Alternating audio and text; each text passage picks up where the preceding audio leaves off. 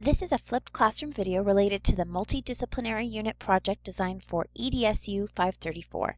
This unit focuses on the essential question, what are the impacts of tobacco on the world? Specifically, this video relates to the U.S. History course, exploring tobacco's impact on U.S. history, and is presented by Krista Greenlee. Welcome U.S. History students to this flipped classroom video.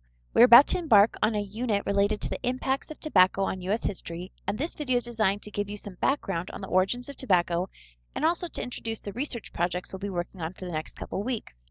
The information I present to you in this video will also help you in the creation of your tobacco history timeline, which will begin tomorrow in class, and will prepare you for the Edmodo quiz I would like you to complete this evening.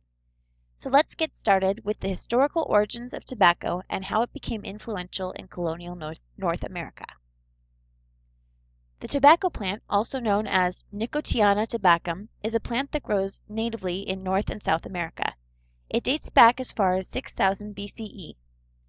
It's in the same family as the potato, the pepper, and poisonous nightshade, which is a very deadly plant. There is evidence that Native Americans have been using tobacco in medicine and also in their religious ceremonies since as early as 1 BCE. Evidence also shows that it was smoked, chewed, and also drunk in the form of a tea by Native Americans. Then, on October 15, 1492, Christopher Columbus was offered dry tobacco leaves as a gift from the American Indians that he encountered. At the time, he did not know their perceived value or how important and influential they would become. This was part of the Columbian exchange of animals, plants, germs, and resources that changed the face of the Americas and Europe.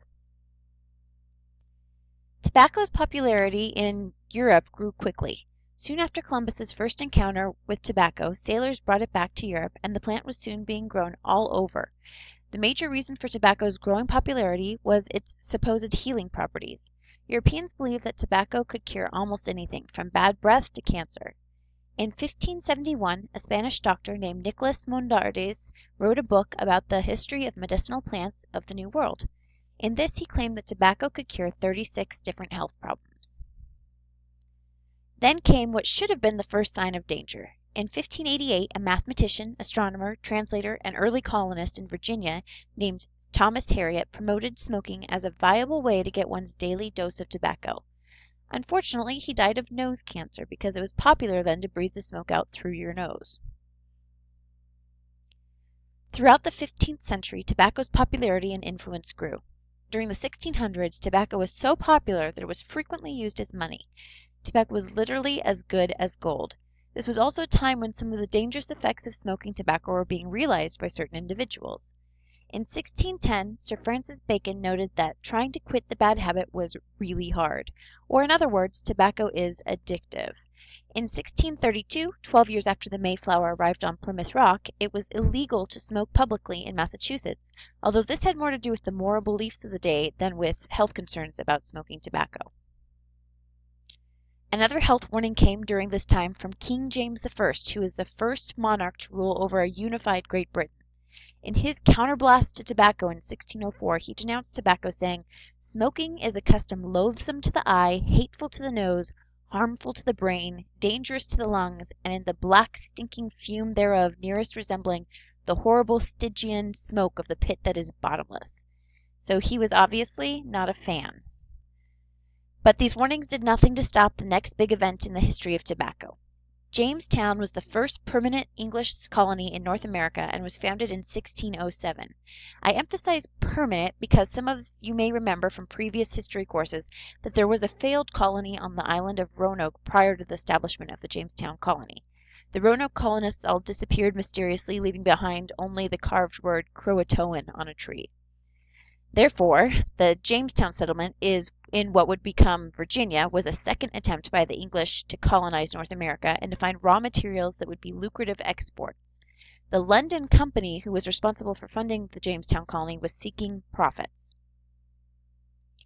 Among the colonists of Jamestown was John Rolfe, who arrived on the third supply fleet to Jamestown. You may know him as the husband of Pocahontas. No, it was not John Smith, as the Disney movie would have you believe.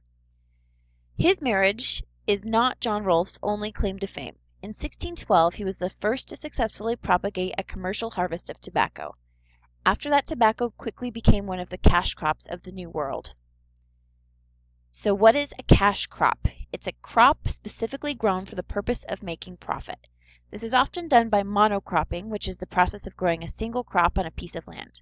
Other cash crops in the colonial period and early American history include cotton, sugar, and indigo. Some of the advantages to monocropping are that it can provide a good living and wages for workers, and that it can be grown and sold quickly and efficiently.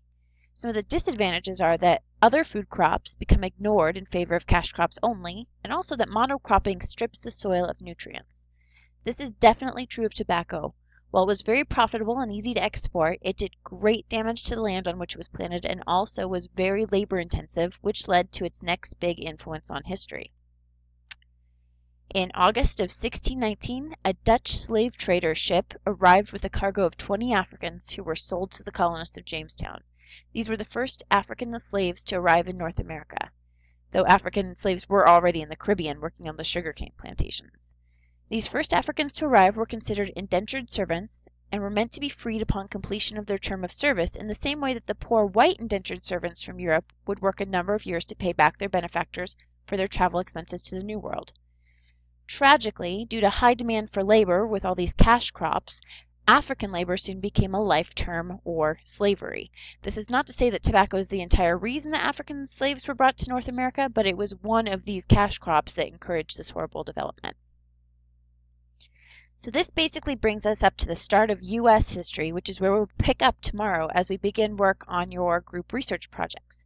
Over the next couple of weeks, your research groups will be exploring different ways tobacco has impacted the course of history in the U.S. Some of the research topics include race, politics, economics, gender, advertisement, health, legislation, and World Wars I and II. We're going to be using tobacco as the lens through which we will watch the progression of modern U.S. history. So for tonight, I would like you to prepare for and take the quiz entitled An Intro to Tobacco Quiz. To finish preparing for this quiz, you'll first want to watch the short video, How the World Got Hooked on Tobacco, and also read the articles, The History of Tobacco and Ending the Tobacco Problem. These links are all available in the class folder entitled Basic Tobacco History, and they're also linked to this evening's post on the Edmeadow homepage. So that's going to be all for tonight, and we're going to begin our group research projects tomorrow. So have a great night, and don't forget to finish that quiz.